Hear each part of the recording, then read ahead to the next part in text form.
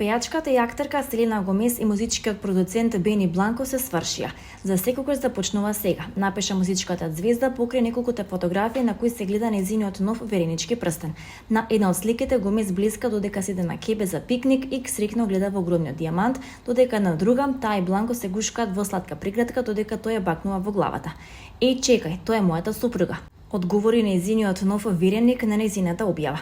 Гомес првично ги потекна гласините за свршувачка уште во август, кога објави фотографија на која позира пред огледало, откако покажа две многу стратешки срца над нејзиниот лев прст.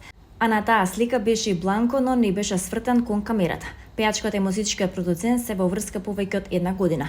Во декември 2023 година Гомес ги потврди шпекулациите на интернет дека тај и Бланко се пар, а исто така откри дека тајно биле заедно во претходните 6 месеци.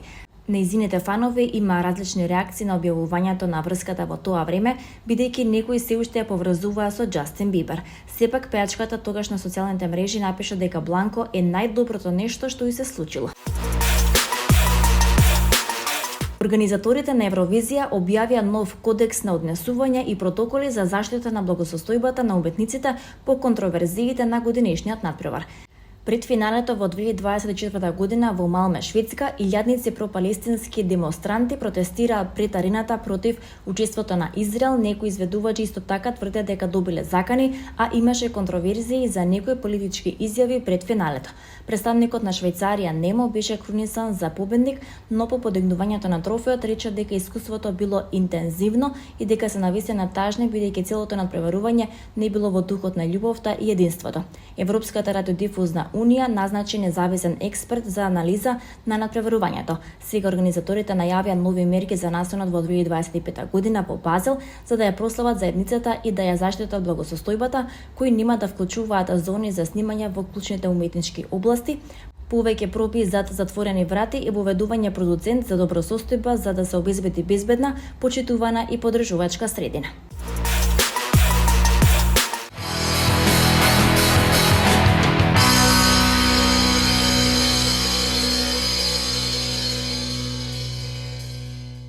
Диџеј Ахмет, дебютантскиот долгометражен филм на сценаристот и режисер Георги Унковски, својата светска премиера ќе има на престижниот филмски фестивал Sundance 2025 година како дел од надпреварувачката категорија на интернационалната филмска програма.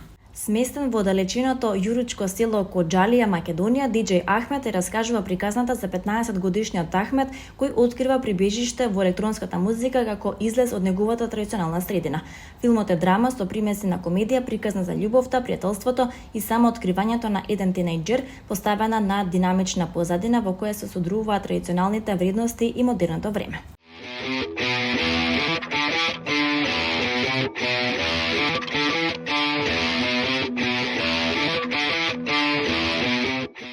Наградниот конкурс годинава е на тема Чувај се себе си, на која творел и самиот Прличев.